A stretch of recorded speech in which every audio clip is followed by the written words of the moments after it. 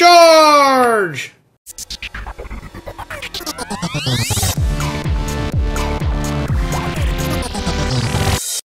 Hi there, Adam here. Today we're going to talk a little bit about charging. Now don't go changing that channel just yet. I guarantee that just about everyone out there can learn something today. So let's start off by talking about privacy. If you're connecting up to a public computer or even a work computer, this little device may come in handy. Now what this is called a USB condom.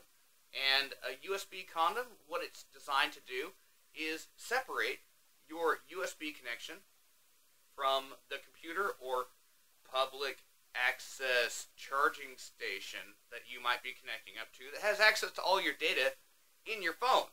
So instead of simply connecting up your USB cord to the computer or to something else, then what you do is you add this little charging adapter. And what this charging adapter actually does is tell both devices that they're connecting up to a dumb charging device. So there's no data that passes through this device, and that means your pictures are always safe if you use one of these. There is some additional benefit to using the USB condom in certain situations. You see, the USB charging spec, it says if there's data present on the lines, then the most the host should deliver is 500 milliamps. And you know, that's kind of low for a modern device charging. So what this does is it tells both devices that they can pull as much as possible. Okay, on to actual charging here. Alright, Ohm's law. That is the #1 law in electronics, and it applies to just about everything electrical, right? Well, it's partially correct. You see, there's a little bit more to it. You see, on phones, voltage is always 5 volts. And voltage regulators play funny tricks on the equation of Ohm's law, so we need to move on to this formula. Some of you may have never seen this power wheel before, but this is a more complete calculation chart when dealing with regulated voltage. So there's really only 3 variables on that whole chart. You've got your power, you've got your resistance, and you've got your amperage. The best thing you can do for your battery is to use the manufacturer-provided charger, which came with the device. With that said, we can reduce the charging resistance in a number of ways. An electrical connection is only as strong as its weakest link. So, we're going to want to check out a few different things. Here are some places to look at for weak links in your charging circuit. Contact area of the micro USB pins 1 and 5. Thin cables. Long cables. Loose connections. And frayed cables. So ideally, you really want to get a USB cable that is new, thick, and plugs in securely to your device. So now we're going to talk a little bit about a controversial point, which is high amperage chargers. Now I know a lot of people will tell you always use the appropriate charger for the appropriate device. And that's true. It'll extend out the life of your battery overall while making your device charge slower in the short term. However, for people like me, I do go through a lot of devices, and I'm not afraid to change a battery at all, so, you know, really it's just a matter of convenience for me.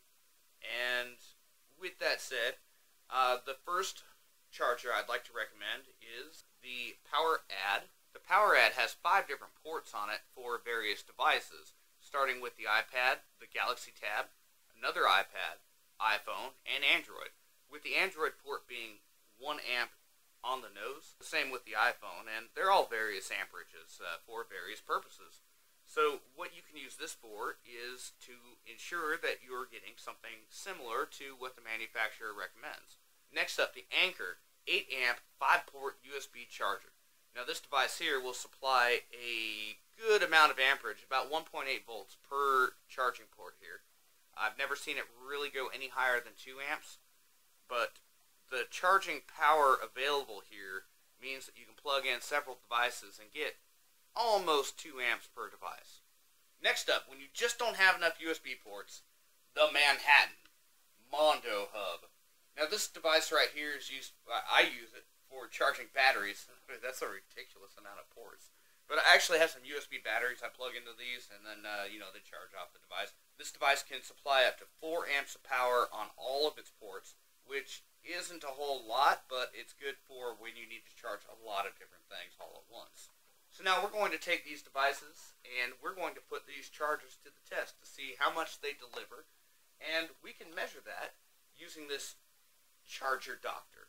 this little $3 shipped item from China. I think I got it on eBay a few months ago, and it's very useful. I've even seen a Kickstarter project out there where they're doing something that's similar to a charger adapter with a USB condom plugged into it, and they're charging something like $50, $60 for it or something. I don't know. This USB condom is $10. This is $3.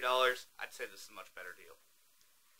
It took around 30 minutes to test these chargers for real use amperage output. I obtained amperage readings from the PowerAd, Anchor, and Mondo Hub using both low-resistance battery pack and an HTC One M8. As it turns out, the PowerAd seems to output the highest amperage all around. While I expected to see differences between the ports, as the ratings on the bottom suggest, there were no differences to note. When testing on the HTC device, each port on the PowerAd delivered 1.3 amps, while the Anchor delivered about 1 amp per port. I recommend you try this at home with your own chargers, as the power ratings can be misleading. And by all means, please post your results down below. So that's about all for this episode. Don't forget to subscribe to this YouTube channel and add me to your circles on Google+. Go to plus.adamoutler.com. Until next time, hack on. Just don't hack on